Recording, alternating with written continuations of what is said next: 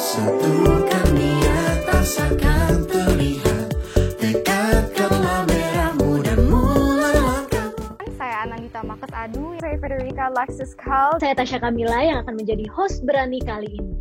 Bersama Generasi Kini adalah sebuah program kolaborasi antara Pelataran Indonesia dan Kementerian Pariwisata dan Ekonomi Kreatif, di mana tiap episode akan menampilkan generasi muda Indonesia yang inspiratif dalam bidangnya. Pandemi COVID pasti menjadi pukulan berat dan menurunkan semangat dari kita. Banyak sekali orang yang sudah jenuh dan suntuk sehingga menurunkan kesehatan mental kita. Namun jangan salah, masih banyak pemuda-pemuda Indonesia yang terus berkarya, terus berprestasi dan terus berkontribusi dalam menoreh prestasi untuk Indonesia. Yuk kita bangun Indonesia bersama Generasi Kini.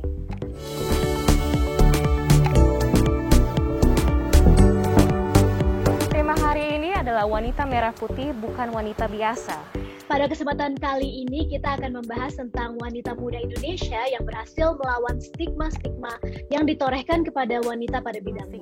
Bukan hanya mereka berprestasi dan berkontribusi, tapi memberikan impact yang begitu baik kepada masyarakat sekitar.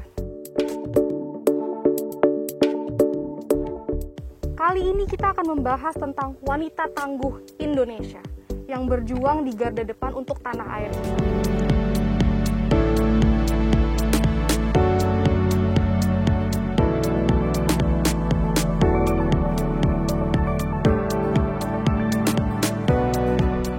Mari kita berkenalan dengan Letnan 2 atau Letda Penerbang Ajeng Tresnadwi Wijayanti. Selamat siang Mbak Ajeng. Selamat siang. Panggilnya enaknya apa nih? Sorry. Kita panggil Mbak aja lah biar santai. Mbak Ajeng ya? Iya. Sebenarnya saya udah dengar sedikit-sedikit sih tentang Mbak Ajeng.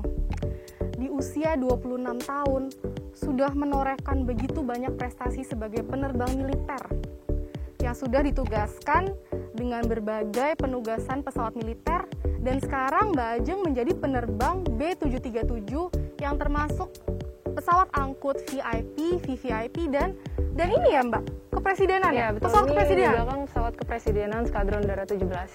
Wah, sungguh inspiratif. Dengarnya saya merinding. Mungkin Mbak Ajeng boleh cerita, gimana Mbak Ajeng bisa sampai di sini? Apa sih yang menjadi inspirasi dari Mbak Ajeng?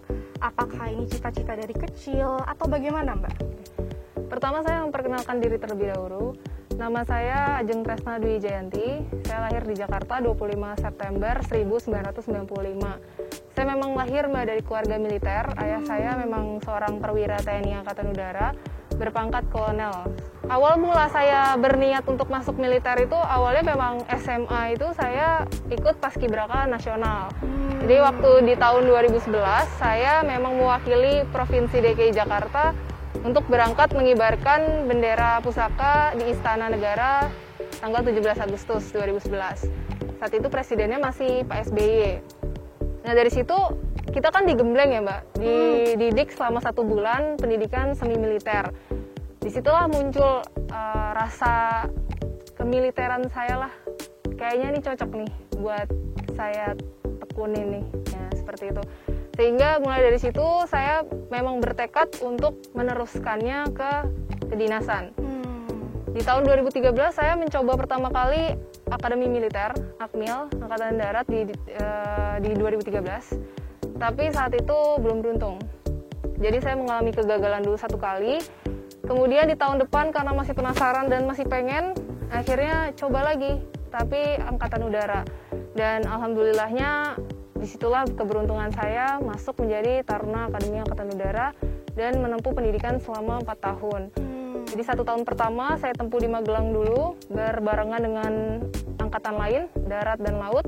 Baru 3 tahun terakhir saya tempuh di Jogja di Akademi Angkatan Udara.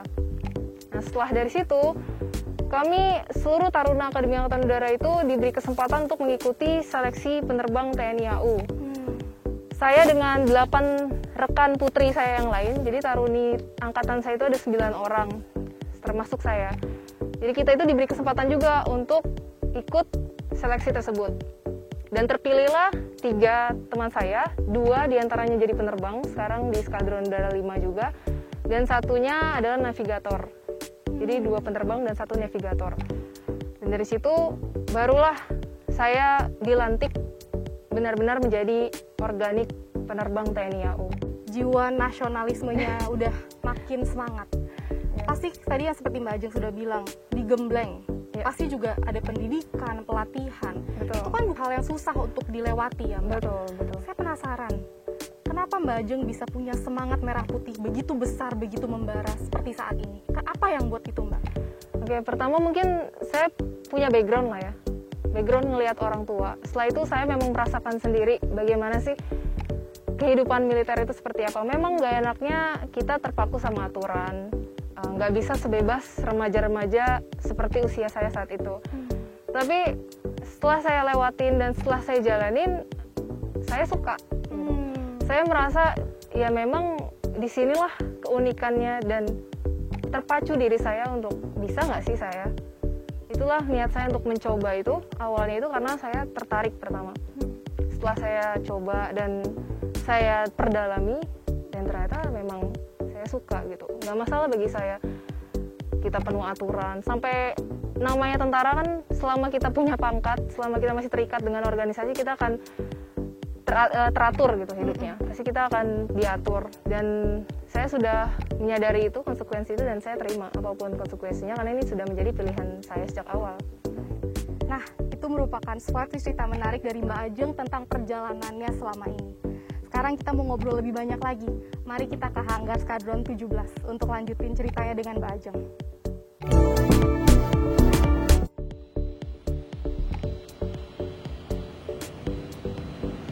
Mbak Ajeng, apa nih cita-cita dan harapan Mbak Ajeng untuk kedepannya? Cita-cita dan harapan saya bersama tentunya sama seluruh masyarakat Indonesia pastinya semakin banyaklah generasi muda, khususnya perempuan yang berani menunjukkan dirinya gitu, eksistensi dirinya. Karena kan seperti kita ketahui ya Mbak, emansipasi wanita itu diperjuangkannya seperti apa sih dahulu. Tapi cara kita untuk meningkatkan emansipasi di masa sekarang ini ya bukan lagi dengan berperang, bukan lagi dengan angkat senjata, tapi ya dengan cara kita unggul di bidang kita masing-masing. Ya, jadi harapan saya ya pada generasi muda, ayo tunjukkan, sama-sama tunjukkan. Saya menunjukkannya dengan bidang saya sebagai penerbang. Kalian pun juga nggak harus sama seperti saya. Mbak menunjukkan dengan bidang Mbak sebagai presenter misalnya, Masnya dengan sebagai kameramen atau pelukis, ya silakan tunjukkan karya-karya kalian yang terbaik lewat cara itu. Seperti itu Mbak. Kalau misalnya Mbak Ajeng diminta untuk bikin tagline untuk generasi kita nih, kan tagline gampang diinget ya Mbak ya. Kira-kira tagline-nya apa Mbak? Tagline saya, know your limitation, so push your limit. Kalau bukan kita, siapa lagi? Wah, singkat, padat, dan sangat dalam tapi ya. Apa nih pesan dari Mbak Ajeng untuk generasi pemuda-pemuda Indonesia, untuk terutama di masa ini? Pesan saya untuk generasi muda yang pasti teruslah berkarya. Jangan pernah takut untuk mencoba dan jangan pernah takut untuk menerima kegagalan. Karena pada dasarnya setiap manusia itu siap untuk menang tapi tidak siap untuk gagal. Nah, kita harus juga tahu bagaimana batas limitasi diri kita. Terus kita juga terus mencoba. Kalau saya bisa, berarti kalian juga pasti harus bisa.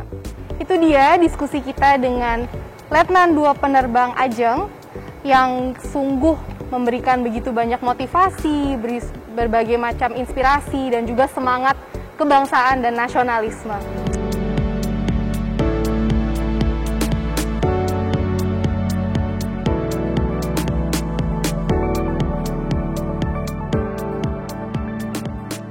Hi Sabrina. Hi Fred. Apa kabar? Baik, it's nice to see you. I know, long time no see. Wow, aku baca profil kamu sangat amazing banget. Prestasi Wow, thank kamu you. ternyata banyak sekali ya. Boleh diceritain sedikit nggak tentang startup kamu yang fokus di bidang tech Natuno, dan mungkin bisa dicerita apa saja yang membuat kamu termotivasi dan terinspirasi untuk membangun Natuno Lab. Oke, thank you for the question, Fred. Yes. Jadi Natuno ini mungkin sebagai konteks buat teman-teman itu sebuah perusahaan di produk design di mana kita ngebantu companies, baik itu tech companies atau atau government institutions atau bahkan social organizations untuk membuat digital product mereka dengan metode yang lebih mengutamakan user gitu. Jadi dengan user friendliness dan human centered design. Nah, kalau ditanya awalnya kenapa bisa bangun Natuno, mungkin lebih karena aku juga terinspirasi dari beberapa pengalaman di masa lalu ya. Jadi sebelumnya aku bekerja di salah satu tech company di Indonesia sebagai product designer. Nah, tapi yang membuat aku terinspirasi lagi untuk ke bidang ini adalah karena waktu itu aku sempat ambil proyek bersama tim aku di mana kita mengerjakan ditugaskan untuk bikin satu sistem digital di salah satu daerah di Jawa Barat. Nah, waktu itu kita udah jelas sebenarnya harus bikin apa, dan di situ kita lebih memvalidasi lagi lah apa yang mau kita bikin. Tapi justru karena kita ke lapangan, terus kita ngobrol sama orang-orang di sana, dan kita jadi ada temuan nih bahwa ternyata yang menjadi masalah tuh akar permasalahannya beda loh gitu, karena mungkin kan perilaku dan keseharian mereka tuh beda-beda. Dan di situ kita berpikir, nggak bisa nih kita langsung asumsi buat aja teknologinya, tapi nggak disesuaikan sama kebutuhan masyarakat, sama perilaku mereka. Jadi kita sadar, pentingnya user friendliness ya dalam kita membuat suatu produk digital. Nggak bisa kita langsung buat aja gitu. Jadi emang harus memahami juga lah penggunanya siapa. Dan di situ karena aku juga kerja di tech company sebagai product designer, aku ngerasain sendiri sih impact dari bidang product design ketika membuat produk digital. Nah, makanya berpikir gimana kalau itu diimplementasiin di industri lain nih, karena banyak banget kan masalah di Indonesia, punya inisiatif yang bagus gitu, mau organisasi sosial atau perusahaan, tapi mungkin produknya belum tepat sasaran nih. Akhirnya makanya membangun Natuno Lab gitu untuk solve masalah tersebut. Benar sekali, karena kita harus utamakan consumer friendliness juga, harus pentingkan consumer dibandingkan fokus on teknologinya aja. That's interesting. Jadi I see you as a woman that's very inspiring. Kamu perempuan muda yang berhasil masuk nggak hanya di dunia teknologi, tapi berhasil untuk masuk di bidang tourism as well. Thank you, kamu juga loh inspiring. Thank you. Dan katanya sebentar lagi kamu bakal melanjutkan universitas di salah satu university terbaik di dunia, yaitu MIT. Iya nih, doain ya, semoga lancar. Yes. Congratulations. Menurut kamu, apa artinya dari generasi muda untuk kontribusi dalam bangsa, dan kekurangan dan kelebihan yang kita miliki apa saja? Mungkin lebih ke generasi muda sekarang, kelebihannya adalah melalui karya mereka masing-masing di bidangnya ya. Jadi kalau di sini kita bicara tentang teknologi gitu atau pariwisata, tapi banyak lagi anak muda yang punya keahlian karya-karya mereka di bidang-bidang lain gitu, mau itu environment, mau itu bidang-bidang yang masih banyak lagi. Dan mungkin kelebihan kita juga adalah menurutku peluang untuk kolaborasi sih. Karena zaman digital sekarang semua udah serba terbuka.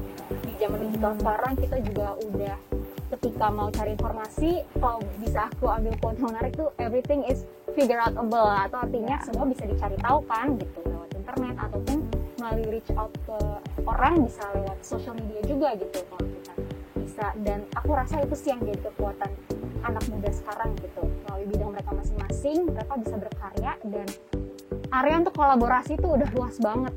Jadinya tuh impact yang dihasilin bisa lebih gede kalau kita semua kolaborasi kan. Benar, jadi dunia digital ini benar-benar membuka banyak opportunity dan kesempatan untuk anak muda, so we just have to take it.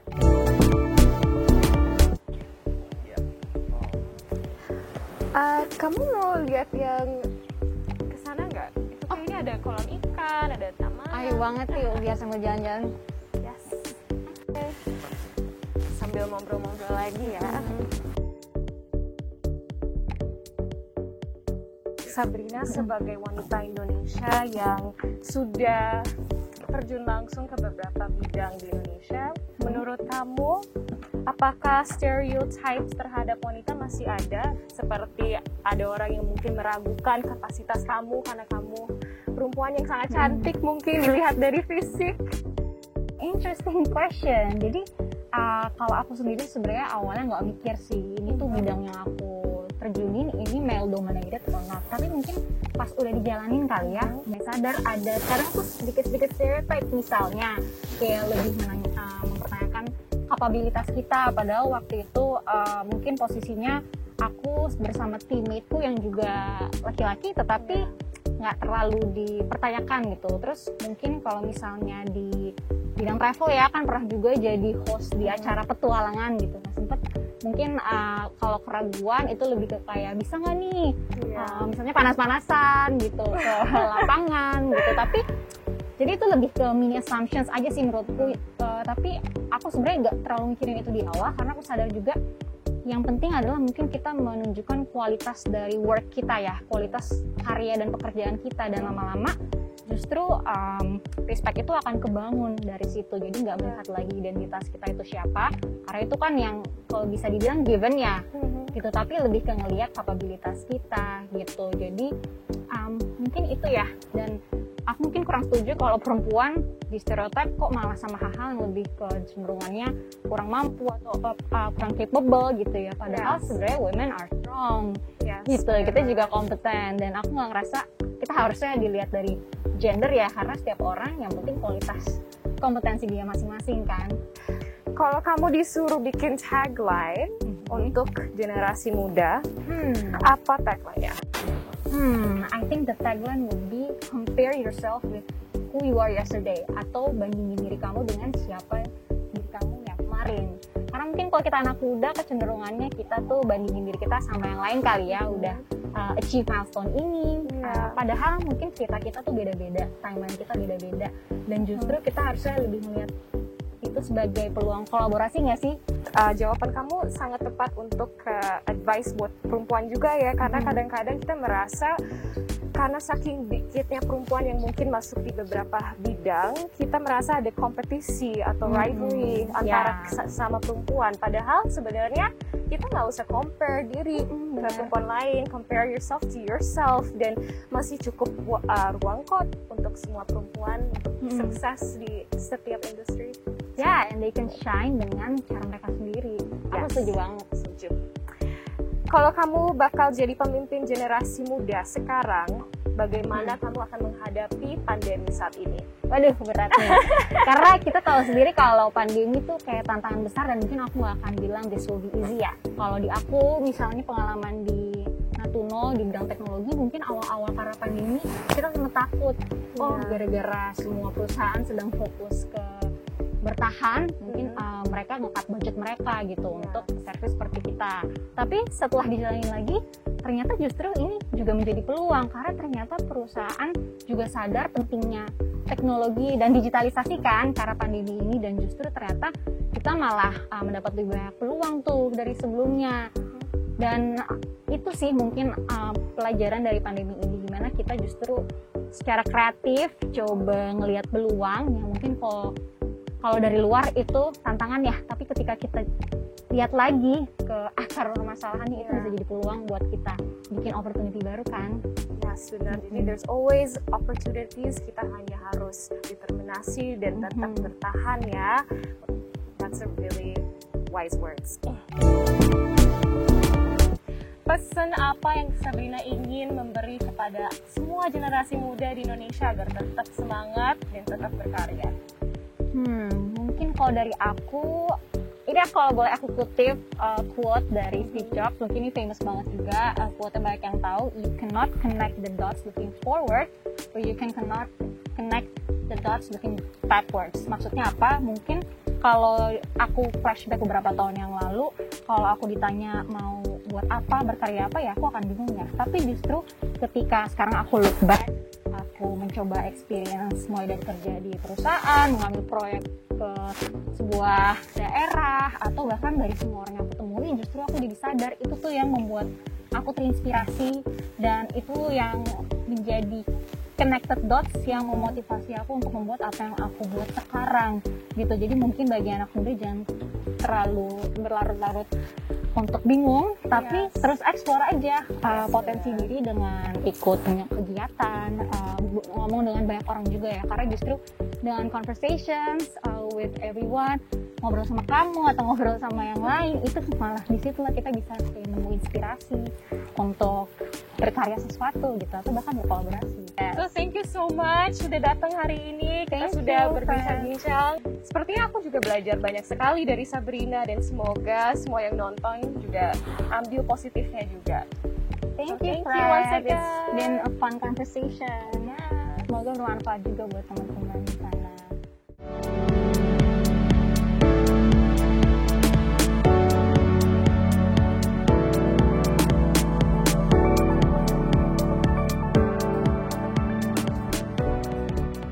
Wanita merah putih yang kami undang kali ini adalah wanita pejuang lingkungan dan penjaga alam. Benar-benar bukan wanita biasa. Pemirsa, telah hadir bersama kita wanita generasi muda yang turut terlibat langsung dengan upaya pelestarian lingkungan. Perkenalkan, inilah Switenia Puspa Lestari. Hai Tenia, apa Halo. kabar? Kabar baik, Natasha. Nah, sebelum kita ngobrol sama Tenia, kita mau infokan juga nih ke teman berani semua bahwa dalam proses produksi tayangan ini, kami telah melakukan protokol kesehatan. Tenia, boleh dong disapa teman-teman berani di sini dan silakan memperkenalkan diri. Boleh. Halo semua teman berani, namaku Switenia Puspa Lestari, biasa dipanggil Tenia. Usiaku sekarang 26 tahun, dan aku seorang sarjana teknik lingkungan dan penyelam. Karena itu aku adalah seorang pendiri dan direktur eksekutif dari yayasan dan komunitas Diverse Clean Action. Wah, luar biasa sekali. We are so excited to have you here. Karena aku yakin banget Tenia bakalan menginspirasi banyak banget anak muda di luar sana. Gimana enggak ya teman berani, Tenia ini tuh nggak cuma masuk ke dalam daftar Forbes 30 Under 30, tapi juga menjadi orang Indonesia satu-satunya yang masuk dalam BBC's Top 200 Women of 2019. Aduh, goals banget deh. Kalau kata anak zaman sekarang tuh goals banget deh kamu, Tenia. Kamu kan pendiri Diverse Clean Action ya, boleh share ke kita nggak sih apa sih Diverse Clean Action itu dan gimana tuh awalnya ketertarikan kamu untuk diving, terus sampai akhirnya mendirikan yayasan membuat komunitas tersebut? Ya, jadi dulu tuh mulainya di tahun 2015, aku masih mahasiswa tingkat 3 ya, kuliahnya tentang lingkungan. Nah, karena aku sudah, di sisi lain aku tuh hobinya menyelam gitu ya, scuba diving dari kecil, aku tuh ngelihat banyak sekali ketidaksesuaian gitu ya, antara teori di kelas dan juga kenyataan di lapangan ketika aku lagi menyelam ke daerah-daerah pesisir, pulau-pulau kecil, kayak gitu. Nah, dari situ aku awalnya sebenarnya mencari-cari komunitas yang bisa menjembatani kegelisahan aku atau kegemesan aku. Karena salah satu masalah yang aku lihat ternyata banyak banget nih sampah laut ketika aku lagi menyelam atau jalan-jalan di pantai. Nah, dari situ akhirnya menyadari di masa itu gitu ya, belum ada nih komunitas yang fokus untuk menangani permasalahan sampah laut dan juga di daerah pesisir. Dari situ akhirnya modal nekat, modal nanya-nanya ke dosen, ke senior-senior, dan juga ke ahli-ahli, kira-kira apa nih ya yang bisa dilakukan sama saya nih mahasiswa, saya punya ilmu begini, untuk bisa membawa perubahan. Khususnya salah satunya saya pengen banget merubah pengelolaan sampah yang ada di Kepulauan Seribu, utaranya Jakarta, karena sangat dekat dari domisili saya sekarang di Jabodetabek. Udah gitu orang yang mau belajar menyelam biasanya pilih di tempat itu gitu kan, jadi awalnya mikirnya kayak gitu aja. Nah, di 2015 itu ketemu sama co-founder, ketemu sama banyak teman-teman, akhirnya kita bikin komunitas khusus para penyelam untuk melakukan bersih-bersih pantai, bersih-bersih bawah laut. Tapi akhirnya kita berkembang karena ternyata ngomongin sampah nggak bisa cuma bersih-bersih atau clean up gitu ya, tapi juga harus dibarengi sama melakukan program kedua, yaitu melakukan pelatihan, kampanye gitu ya, bahwa sebenarnya edukasi ini dan informasi-informasi yang baik itu harus disebarkan biar nggak makin banyak orang yang bawa sampah sembarangan ataupun bisa mendaur ulang sampahnya biar nggak masuk ke laut. Terus butuh program ketiga. Program ketiga itu kita bikin pengembangan masyarakat di suatu desa atau daerah di daerah pesisir. Kita memastikan biar dalam 3 bulan, 6 bulan, beberapa tahun setelahnya tidak ada lagi sampah yang masuk ke lautan yang kami selami. Dan yang terakhir kita punya program kerjasama dengan perusahaan di mana ini yang membuat kita diberikan akreditasi atau penghargaan gitu ya, karena kita bukan hanya mengembangkan fasilitas dan daerahnya, tapi kita juga membuka lapangan pekerjaan atau insentif baru bagi masyarakat pesisir, baik melalui program sociopreneur seperti ekowisata ataupun misalnya toko curah biar mereka nggak lagi pakai plastik sekali pakai, dan juga misalnya kita punya program pengembangan produk-produk upcycling dari sampah-sampah bersama ibu-ibu dan pemuda yang ada di daerah pesisir. Kurang lebih sih gara-gara kita berkembang yang tadinya cuma penyelam Kak, lama-lama kita akhirnya menjadi wadah untuk para pemerhati lingkungan pesisir dan laut. Jadi sekarang banyak juga yang nggak bisa nyelam tapi join ke organisasi kami sih Kak. Nah, kamu kan emang udah aktif banget nih berarti ya di bidang pelestarian lingkungan hidup. Tapi ternyata nggak cuma itu aja tuh teman berani. Tenia tuh juga aktif untuk ikut bersuara di ajang internasional. Nah, teman berani tahu nggak? Tenia merupakan salah satu delegasi dari acara yang diselenggarakan oleh mantan Presiden Amerika Serikat, yaitu dalam acara Obama Foundation Leaders Asia Pacific, dan bahkan ditunjuk sebagai peserta yang merepresentasikan profil Barack Obama. Ini keren banget. Sampai ke US waktu itu atau di mana tuh? Boleh diceritain nggak sih? Boleh. Jadi sebenarnya cukup berjenjang ya. Jadi karena memang orangnya kepo banget gitu ya, pengen ngelakuin sesuatu tapi nggak mau asal-asalan. Jadi memang ketika dari kuliah memulai DCA, aku ikutan banyak program-program pelatihan untuk anak muda yang sebenarnya semuanya gratis gitu ya. Baik itu dari Kedutaan Besar Amerika yang memang memberikan kesempatan aku dikirim ke Amerika. Terus ada juga pelatihan-pelatihan lainnya gitu ya di kampus maupun di luar kampus. Nah, salah satu jalur itu tambah akreditasi yang diberikan oleh BBC. Ternyata saya direkomendasikan untuk ikut menjadi salah satu dari kurang lebih sekitar maksimal 200 orang pemuda yang memiliki dampak di berbagai bidang di Asia Pasifik. Nah, dari situ ternyata yang memang merekomendasikan dan mengajak ikut acaranya itu kan Pak Obama gitu ya. Nah, Pak Obama ini ngumpulin semua teman-teman Asia Pasifik ini ke Malaysia pada saat itu. Nah, di sana kita mendapatkan pelatihan lebih intens, lebih dekat juga. Kita ketemu langsung sama Julia Roberts, sama Barack Obama dan Ibu Michelle juga. Nah, ketika saya sudah overwhelmed begitu ya, ngerasa aduh kecil banget kayaknya ya apa yang dilakukan sama kita, dan ternyata nggak cuma sendiri loh yang ngurusin ini di Indonesia doang, tapi berbagai negara juga mudanya keren-keren. Ternyata walaupun saya yang paling muda saat itu, saya dipilih menjadi pemberi sambutan sebelum Pak Obama naik panggung. Di situ saya diminta untuk menceritakan kisah saya dan Diverse Clean Action dan bagaimana Pak Obama ini memberikan inspirasi bagi saya dan kami semua yang ada di sana.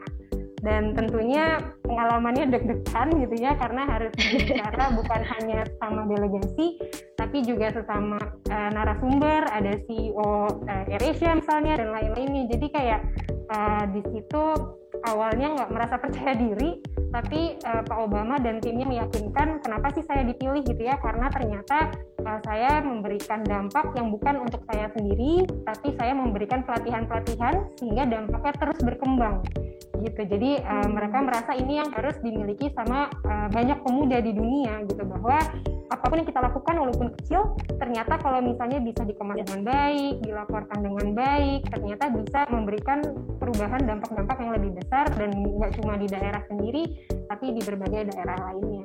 Itu kata Tasya. Menurut kamu, apa sih sebenarnya peran pemuda-pemudi Indonesia di masa kini?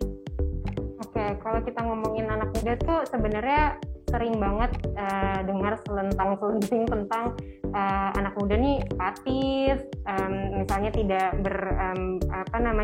beretika atau nggak sopan misalnya, atau mungkin hanya bisa nyalah-nyalahin doang gitu ya. Itu yang aku rasa kita harus buktikan sama-sama bahwa sebenarnya itu tidak 100% benar gitu.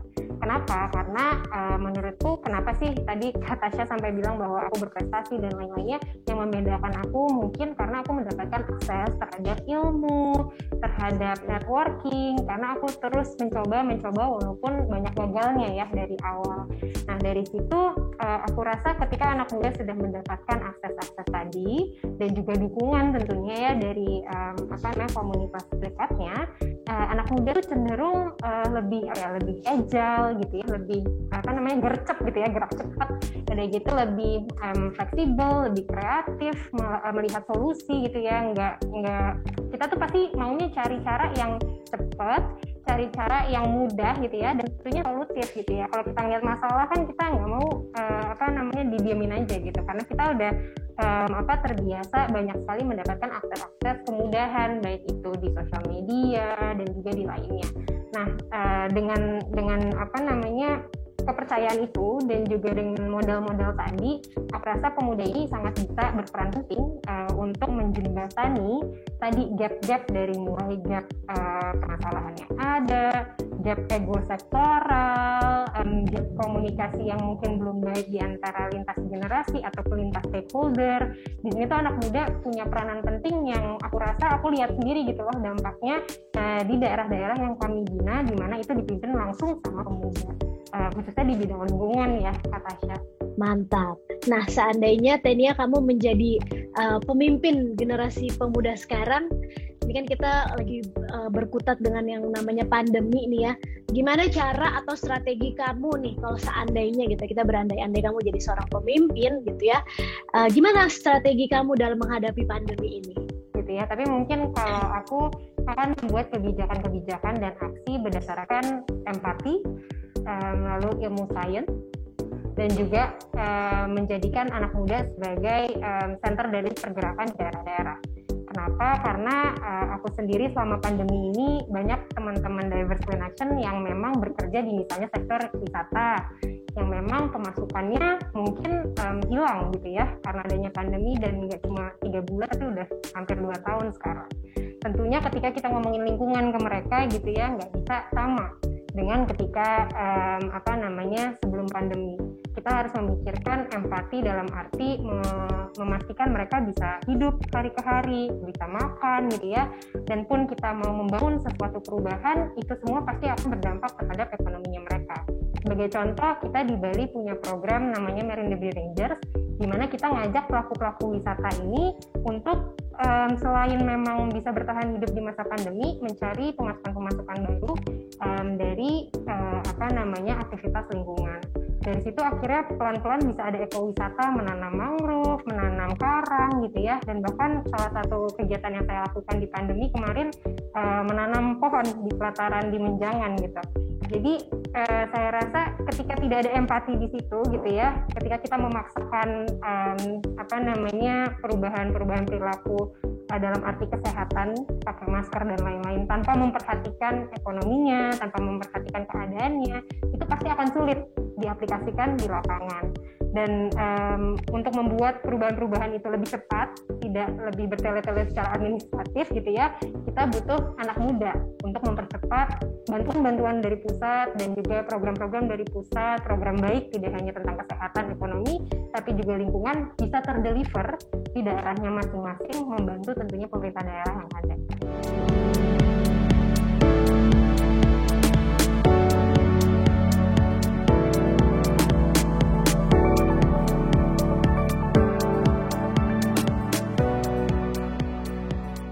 Kembali dengan saya Anandita Makes Adu, dan di episode ini kita juga mau berbincang dengan salah satu wanita tangguh yang tidak kalah hebatnya. Kali ini dari TNI Angkatan Laut. Wanita tangguh kita ini sekarang bernama adalah Letna II atau Letda Laut Suplai Wanita Salma Amalia Zakaria. Selamat siang Mbak Salma. Mbak Salma, sebelum saya interview, sebenarnya saya udah baca-baca. Dan saya sering lihat kalau misalnya Mbak Salma itu dijuluki sebagai superwoman-nya TNI Angkatan Laut.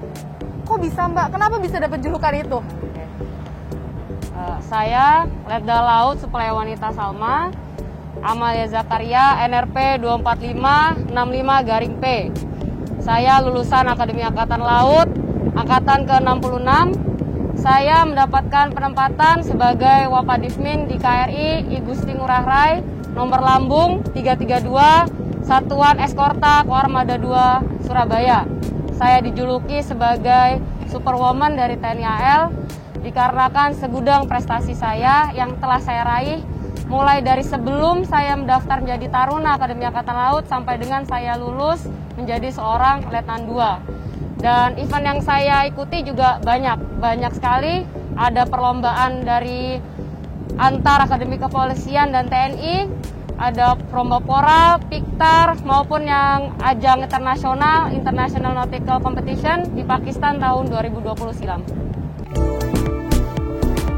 Mbak Salma, saya penasaran, menjadi seorang anggota TNI Angkatan Laut sebenarnya kan memang suatu profesi yang biasanya berkonotasi kepada kaum pria ya Mbak ya.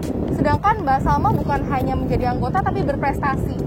Boleh diceritain nggak kenapa tiba-tiba bisa pingin jadi masuk AL, bisa ada di tempat ini, dan juga apakah ini cita-cita, apakah ini inspirasi dari dulu atau bagaimana Mbak?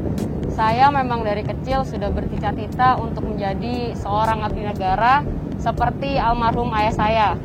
Dulu ayah saya merupakan anggota polisi di pasukan polisi Singapura. Jadi semenjak kecil saya sudah diperkenalkan oleh orang tua saya dengan olahraga air, yaitu berenang. Dan semenjak saat itulah tumbuh kecintaan saya terhadap olahraga cabur renang. Dan saya terus menekuni olahraga tersebut, dan saat kelas 5 SD saya mengikuti klub renang Almagari Challenge Swim oleh Om Herman Yus dan pelatih Om Koko. Dan semenjak saat itulah saya juga sudah memenangi beberapa perlombaan, mulai dari tingkat daerah, provinsi maupun nasional. Melihat potensi saya yang cukup baik, Om saya mengarahkan saya untuk mendaftar menjadi seorang Taruna Akademi Angkatan Laut. Tahun 2017 saya mendaftar dan alhamdulillah lolos. Dan semenjak itulah saya belajar dengan giat, tetap menjaga kesehatan, menjaga fisik yang telah saya bina dari saya kecil. Dan karena kecintaan saya tersebut terhadap cabur renang, saat Taruna pun saya mengikuti Yanus Renang. Sehingga ketika ada kompetisi renang apapun, pasti saya diterjunkan untuk ikut dan alhamdulillah juga mendapat juara. Kalau saya lihat mungkin persiapan yang Mbak Salma ini benar-benar persiapan fisik dan mental. Kalau lihat fisik sudah jelas dengan prestasi yang ditorehkan, tanpa kemampuan fisik yang hebat nggak mungkin berprestasi. Tapi yang saya lihat juga mental, bahwa dari awal sudah punya hati yang ingin menjadi abdi negara dari keluarga, dan memang mental itu sudah ditanamkan.